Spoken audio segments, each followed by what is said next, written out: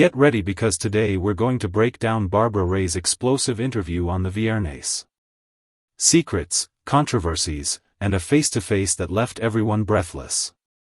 Are you ready for the truth behind her memoirs? Don't miss a second of this analysis.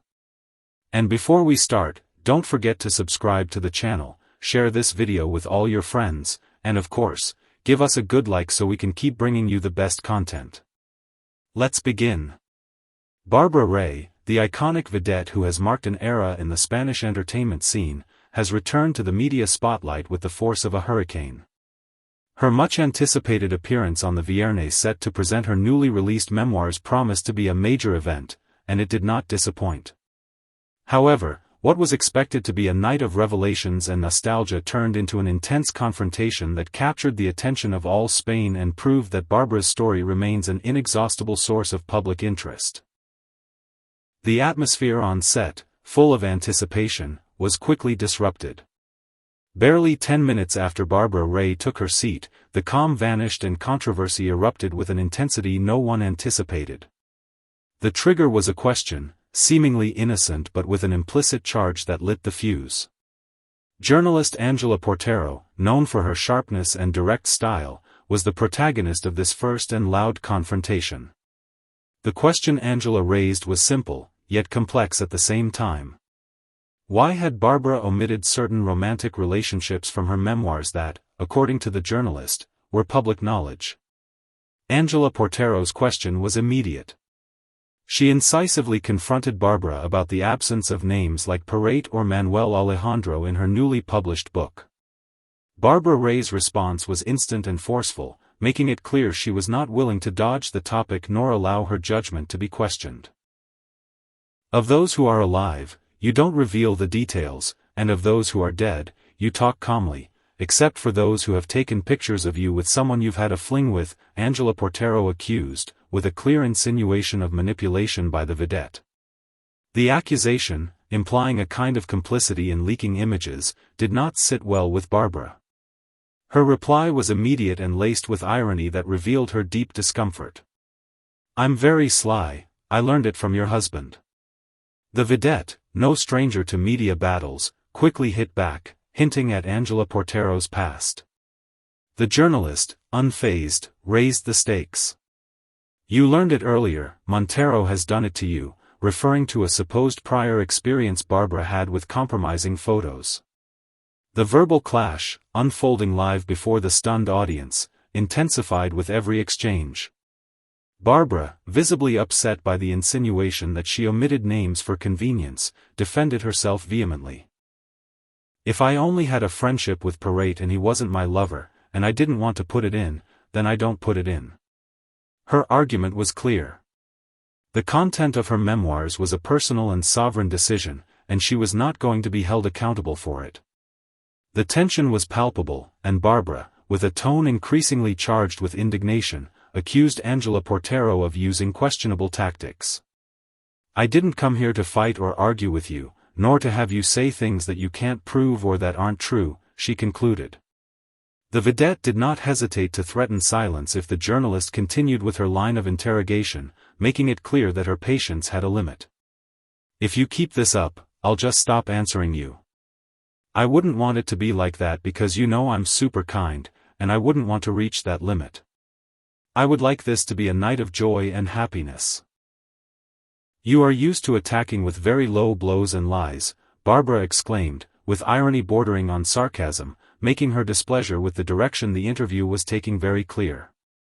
Given the obvious and growing tension on set, the host, Bea Archidona, felt compelled to intervene. With a conciliatory tone, she tried to steer the situation back and remind everyone of the purpose of the night. "Bárbara, calm down," she responded. "We are talking about your book and what is written there," she reiterated, trying to focus the debate on the memoirs and prevent the personal confrontation from overshadowing the presentation. However, Bea Archidona's intervention was not enough to completely dissipate the dense atmosphere. Terelu Campos then took the floor with a different approach, appealing to Bárbara Rey's kinder and more approachable side. With a conciliatory smile and a warmer tone, Terelu tried to steer the conversation toward lighter ground. When you bring out your sense of humor, you're much better and you know it. Let's bring out humor, not irony, she asked, in a clear attempt to stop the frontal clash between the two women and promote a more relaxed environment. Taralu's strategy, which appealed to Barbara's known humorous side, aimed to lower the intensity and allow the interview to flow more constructively. Things are heating up. What do you think about the confrontation between Barbara Rey and Angela Portero? Leave your comments below, we want to know your opinion. And if you're enjoying this video as much as we are, don't forget to subscribe to the channel, share so no one misses this moment, and give it a good like. We continue with more revelations, hidden secrets, the composer, and the price of fame. Despite the turbulent start, the interview moved forward to the contents of Barbara Rey's memoirs. It was then that the vedette addressed a particularly painful chapter of her life, a story she decided to keep anonymous in her book, about a well-known composer with whom she had a relationship that caused her deep suffering. The decision not to name him in a narrative that promised to be intimate and revealing generated great expectation. Barbara Rey, with a mix of melancholy and resignation, shared some details of this relationship without revealing the protagonist's identity. "He told me he was divorced and came to see me at the theater every night, but I can't prove it," she confessed. The vedette painted a picture of deceit and disappointment, of a promise of love that turned out to be a sham. The story, which marked her deeply, appears in her memoirs as a chapter of pain and learning, but without the name of the man who caused it. The reason for this omission, Barbara explained, lies in respect and a certain fear of possible repercussions. "He is such a beloved person that I don't want him to judge me, and there would be people he has worked with who would be against me," she argued. This statement shed light on the complex balance Barbara Rey has tried to maintain in her memoirs, the desire to tell her truth while protecting herself and others from possible controversies.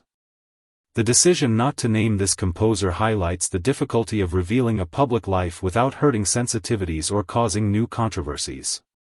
Her memoirs, therefore, are not an exhaustive exposure of all names and relationships but a careful selection of what Barbara has deemed appropriate to share, leaving some secrets between the lines, either out of respect or caution. Barbara Rey's appearance on the Viernes, despite the controversies and tense moments, confirmed one undeniable fact. Her story and figure continue to spark enormous interest among the Spanish public. The vedette, who has witnessed and been part of countless episodes in Spain's social and entertainment life, has managed to keep the flame of curiosity alive over the decades.